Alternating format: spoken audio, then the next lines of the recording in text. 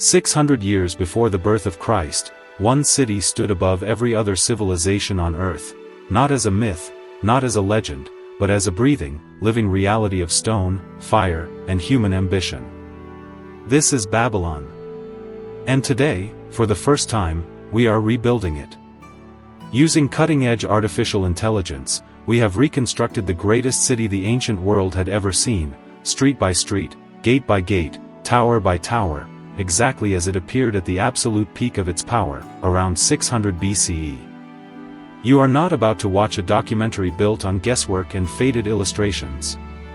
You are about to walk inside a city that has been gone for over 2,000 years, its streets silent, its towers collapsed, its name reduced to a whisper in scripture and mythology. But what if Babylon never truly faded away? What if, beneath the dust of centuries, the greatest metropolis of the ancient world was still waiting for technology powerful enough to bring it back?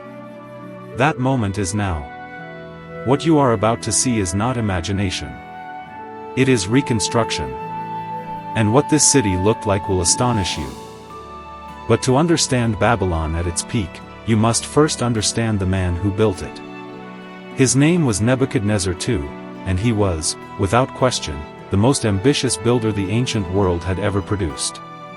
Ascending to the throne in 605 BCE, Nebuchadnezzar did not inherit a great city. He created one.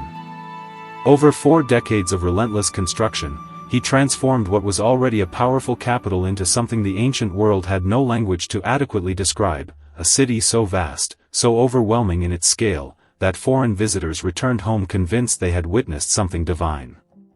At its peak, Babylon stretched across nearly 10 square kilometers of the Mesopotamian plain, modern-day Iraq, enclosed within walls so thick that ancient accounts claim 2 chariots could ride side by side along their summit. The population swelled to over 200,000 souls. Merchants, scholars, priests, soldiers, and slaves, all drawn into the gravitational pull of a city that sat at the crossroads of the entire known world. Nebuchadnezzar's Babylon was not simply a seat of power. It was a statement, carved in brick, glazed in lapis blue, and built to outlast eternity itself. This is the city our reconstruction brings back to life. Now, step forward. The reconstruction begins here, at the most breathtaking entrance any city in the ancient world had ever conceived. The Ishtar Gate. Rising over 12 meters into the Babylonian sky, this was not merely a gate. It was a declaration. Every surface, every centimeter of its towering facade, was clad in deep, luminous cobalt blue, achieved through a glazing technique so sophisticated that modern engineers still marvel at its precision and permanence. Across that blazing blue surface, row upon row of dragons and bulls marched in eternal procession, the sacred animals of Marduk and Adad, Babylon's most powerful gods, rendered in gold and sienna against the impossible blue of the background. And beyond the gate stretched the processional way, a ceremonial boulevard over 900 meters long, its walls equally ablaze with blue-glazed brick and golden lions prowling endlessly in relief. This was the road the gods walked. This was the road Nebuchadnezzar walked. And during the great New Year festival, the Akitu, this was the road that over 200,000 citizens lined in reverence, in celebration, in awe. Our reconstruction restores every tile, every lion, every sacred dragon, exactly as they appeared on the morning Babylon reached its absolute height. Follow the processional way deeper into the heart of the city, and the skyline ahead of you becomes impossible to ignore. Rising from the sacred precinct like a man-made mountain, tier upon tier, ascending toward the heavens in perfectly calculated steps, stands Etemenanki. The house of the foundation of heaven and earth. This was the great ziggurat of Babylon. And in all likelihood, it was the structure that gave birth to one of history's most enduring myths, the Tower of Babel.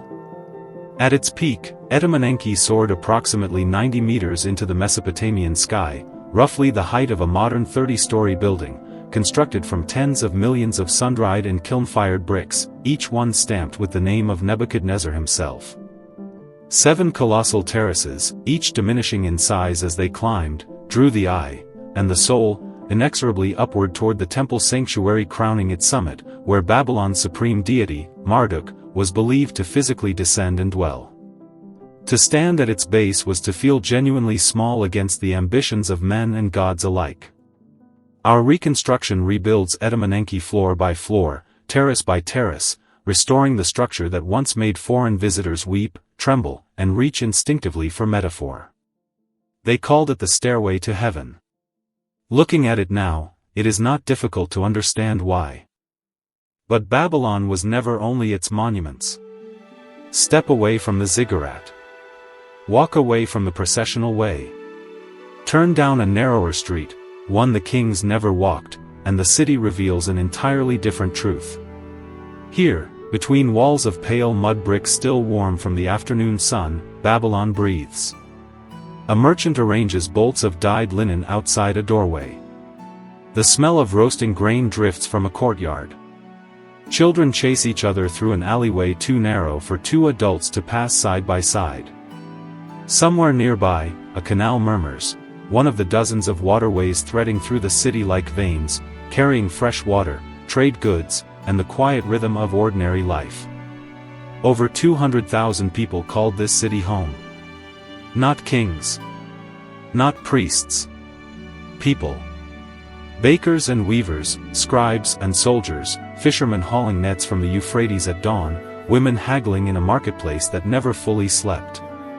Babylon possessed one of the ancient world's earliest known legal frameworks, the Code of Hammurabi, giving even its humblest citizens recourse, identity, and standing.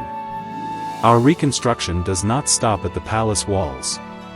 It descends into the streets, the markets, the courtyards, because the true greatness of Babylon was never just its towers. It was its people. And then there is the question that has haunted historians for over 2,000 years. The Hanging Gardens of Babylon. Counted among the 7 wonders of the ancient world.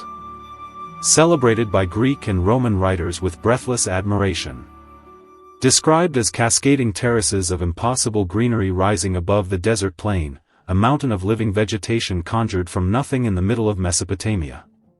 There is only one problem. We have never found them. Not a single Babylonian text, among the hundreds of thousands of cuneiform tablets recovered from the ancient city, makes any direct reference to the Hanging Gardens. No confirmed archaeological trace has ever been positively identified within Babylon's excavated remains. Some scholars now believe the gardens may never have stood in Babylon at all, proposing instead that they were located in Nineveh, built by the Assyrian king Sennacherib, and later misattributed to Babylon through centuries of confused transmission. Yet our reconstruction confronts the mystery directly. We have modeled both possibilities, gardens rising above Babylon's palace district as ancient Greek sources described, and the alternative Nineveh reconstruction, placing the evidence before you and allowing the city itself to speak. Because sometimes, what a civilization chose to dream about tells us as much as what it actually built. And Babylon dreamed extraordinarily.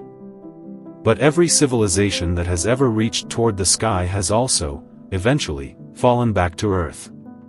Babylon's decline came not in a single catastrophic moment, but in slow, grinding stages, an erosion of power across generations. Persian conquest in 539 BCE under Cyrus the Great marked the first fracture.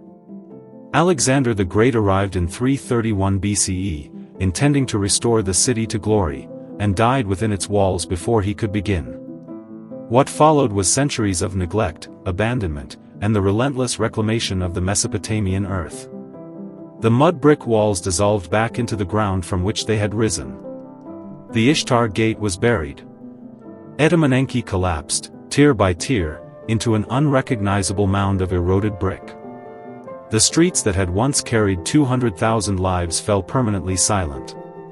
For 2 millennia, Babylon existed only in scripture, in myth, and in the troubled dreams of archaeologists. Until now. This reconstruction is more than a technological achievement. It is an act of remembrance, proof that what humanity builds is never truly lost, only waiting for the tools capable of finding it again. AI has given us those tools. And what they have recovered is nothing less than the greatest city the ancient world ever produced, breathing again, blazing again, alive again. Babylon has returned.